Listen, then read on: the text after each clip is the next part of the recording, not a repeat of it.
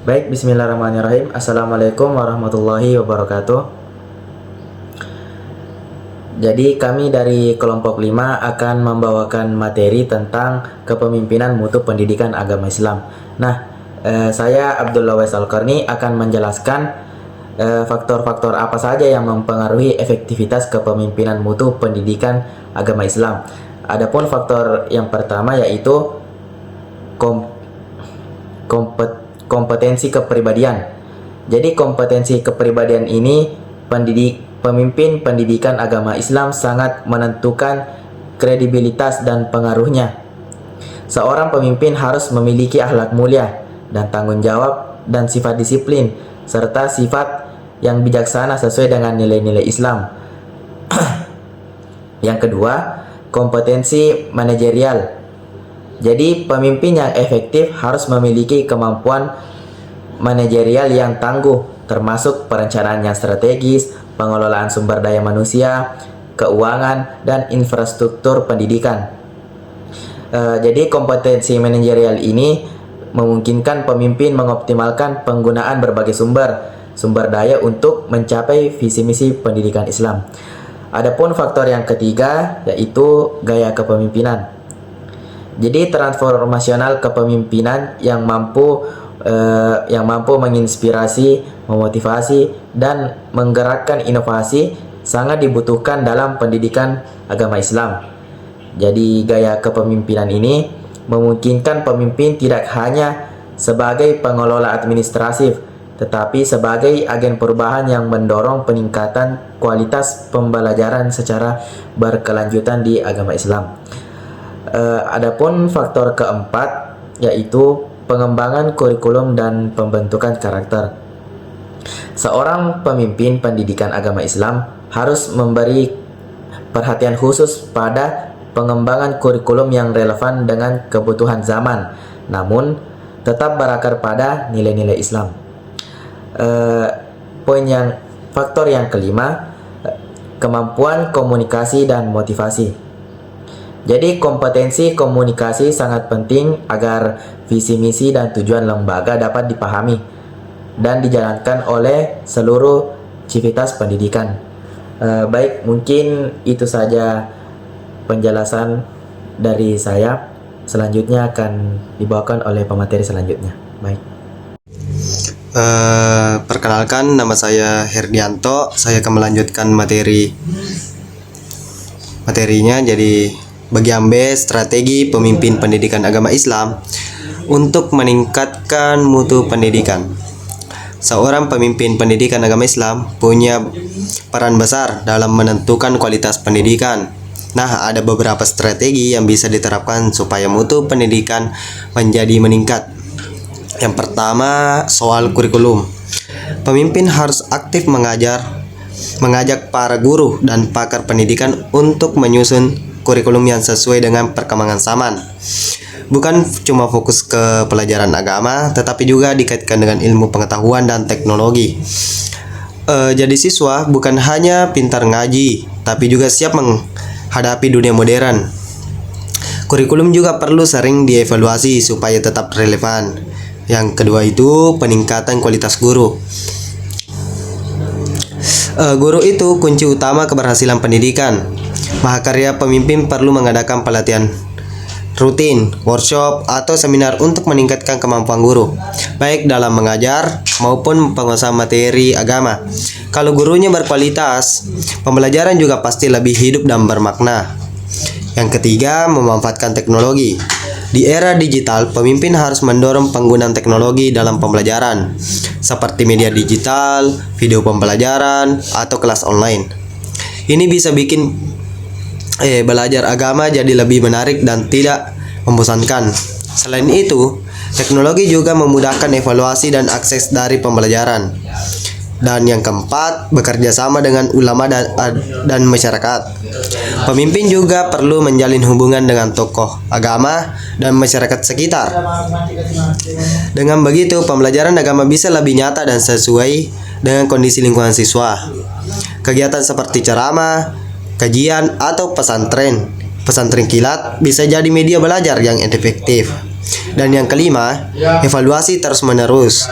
Supaya mutu pendidikan tetap terjaga, pemimpin harus rutin melakukan evaluasi terhadap proses belajar, kinerja guru, dan perkembangan siswa. Dari evaluasi inilah bisa diketahui yang perlu diperbaiki dan ditingkatkan. Yang keenam, perbaikan fasilitas sekolah. Sekolah yang nyaman dan lengkap juga berpengaruh besar terhadap semangat belajar siswa. Ruang kelas yang bersih, buku yang memadai, dan fasilitas teknologi bisa membuat kegiatan belajar lebih optimal.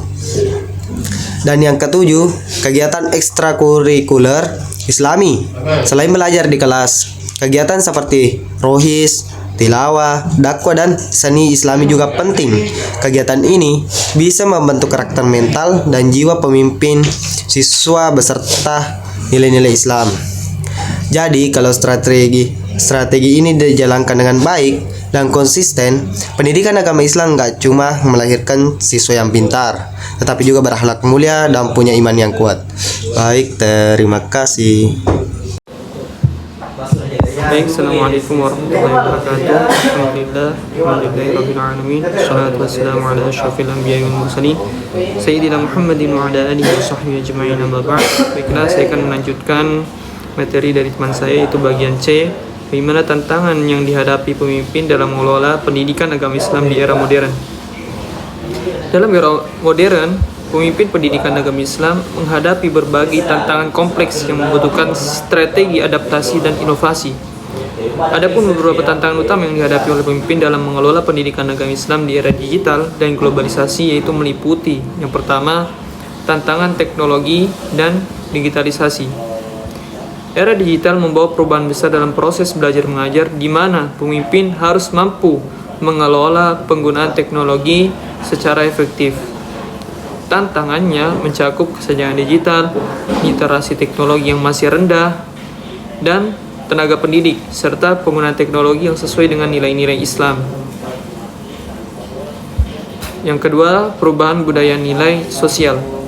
Perkembangan budaya global dan masuknya pengaruh budaya barat yang sekuler semakin memperumit proses pembinaan karakter peserta didik.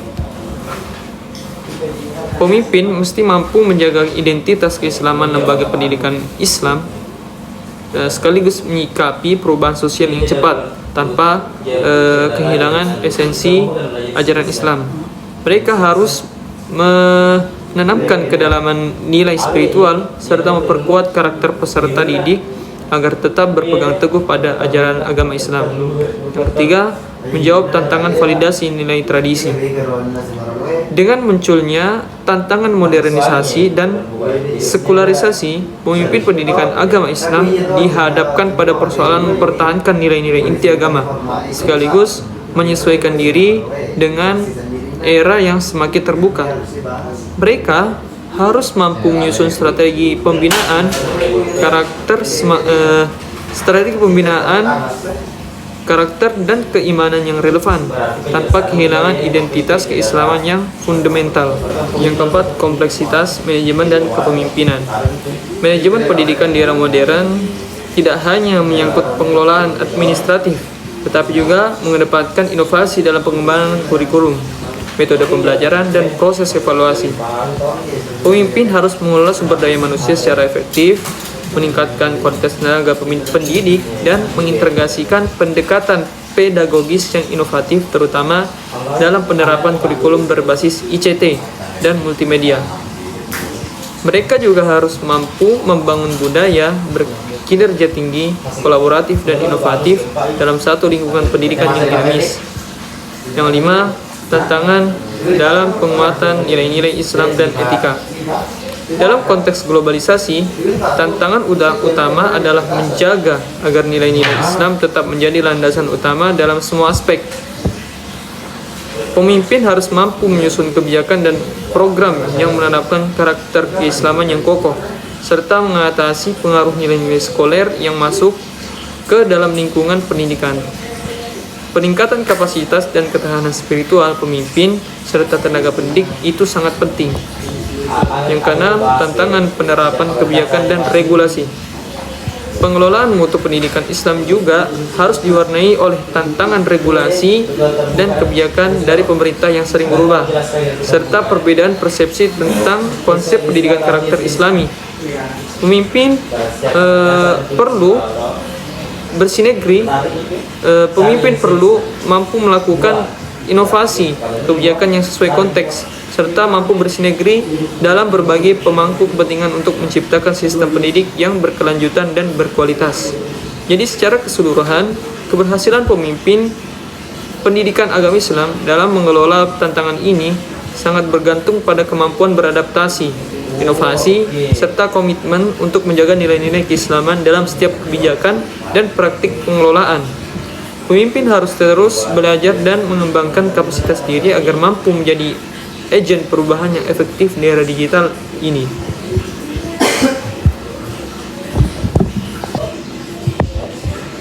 Sebagai kesimpulan dari materi kami, jadi pemimpin pendidikan agama Islam ini harus memiliki peran strategis dalam meningkatkan mutu pendidikan melalui berbagai strategi yang inovatif dan tepat.